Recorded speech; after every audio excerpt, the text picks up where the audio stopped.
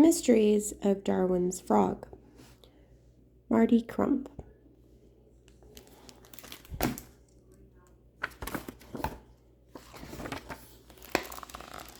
This is a story of discovery, how we know what we know about Darwin's frogs.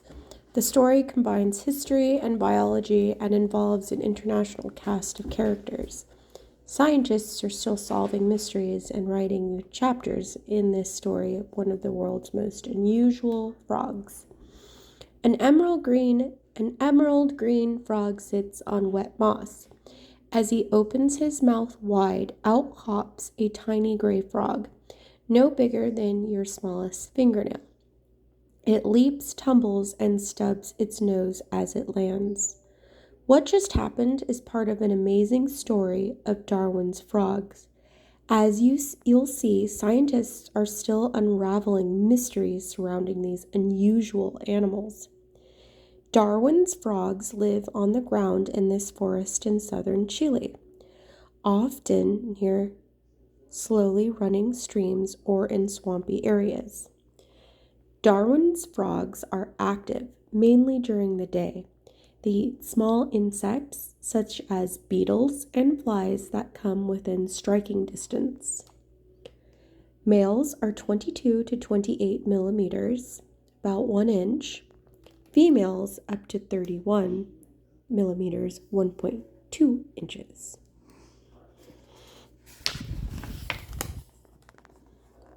Where do Darwin's frogs live? During his now famous voyage on the ship HMS Beagle from 1831 to 1836, Charles Darwin found some of the frogs later named after him in a forest near Valdivia, Chile. Darwin's frogs, Ranitas de Darwin in Spanish, live only in central to southern Chile and in south-central Argentina, near the border with Chile. They live from sea level up to 1,500 meters, 4,921 feet in the mountains.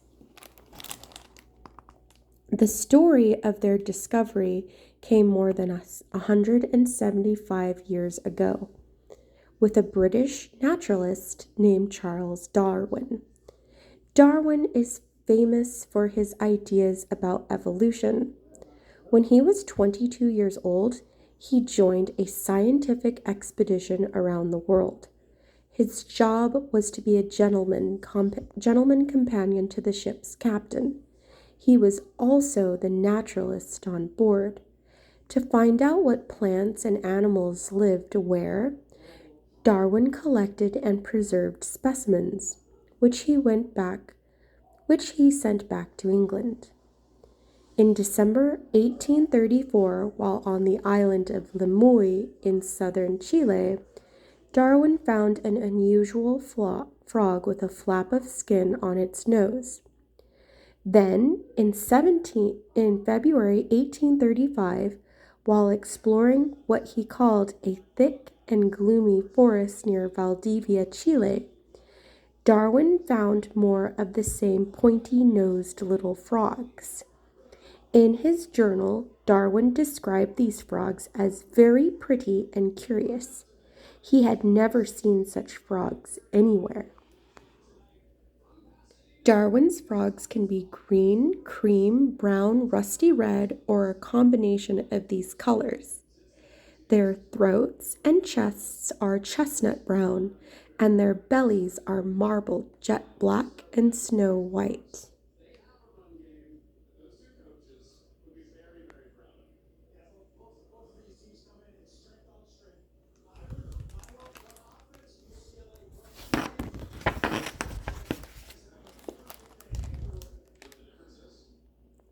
Before I continue, let me show you, maybe your parents or yourself would like to find this, but this book is provided on Gutenberg.org, as this book has already cleared copyright, so it's now in the public domain. but his most famous book is called On the Origin of Species by Charles Darwin. This is a great book to read, and many people have to read this for their science educations.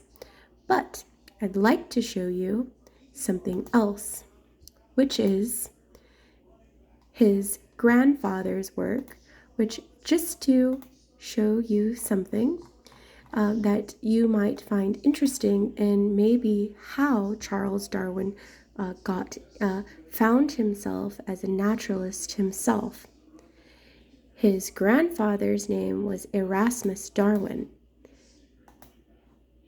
And look at some of the things that he published himself before Charles Darwin was born. The Botanical Garden, Part 2, containing the loves of plants, a poem. Zoonomia, the laws of organic life. Temples of Nature, or the Origin of Society, a poem with philosophical notes. Here is the Zoonomia, the laws of organic life. What I found really interesting, and I hope you may look at this yourself, is that he almost instills the idea of evolution to his grandfather. Many scholars have also suspected this.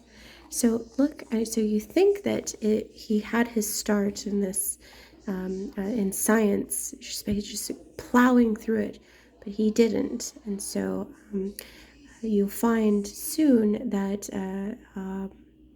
maybe you should do this yourself. But Venus rising, let's go here.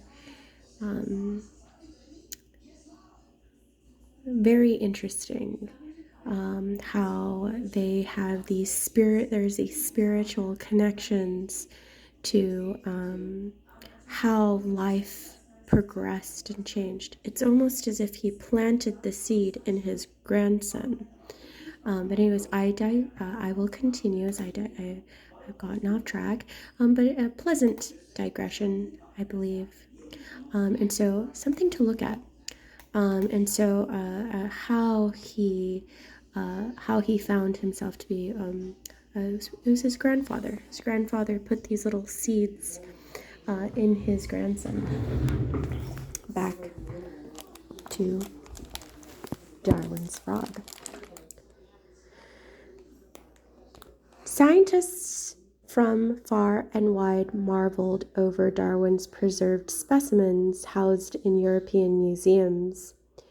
The treasures from his journey ranged from beetles to foxes. He had found many new species, every naturalist's dream.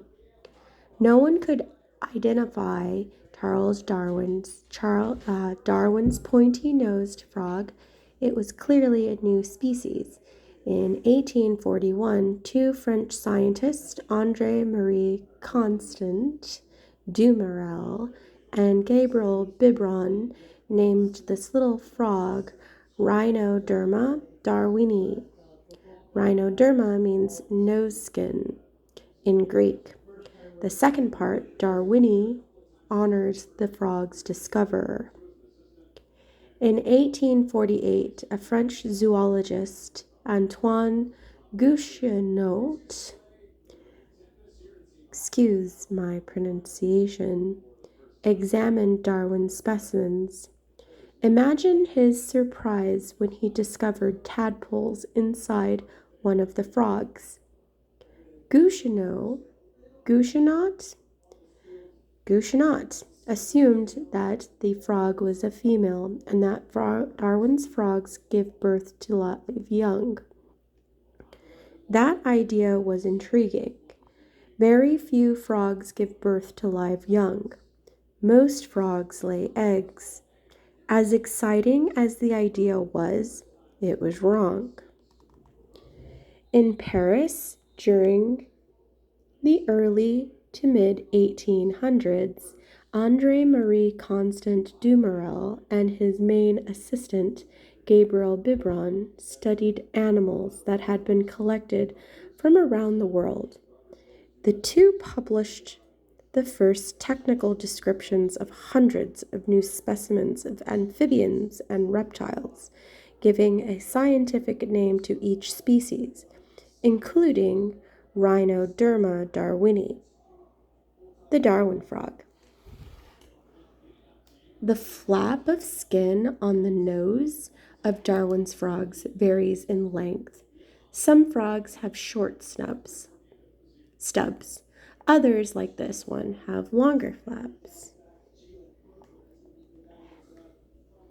The inflated vocal sac of a male frog, in this case a toad, broadcasts the sound of its call to nearby individuals.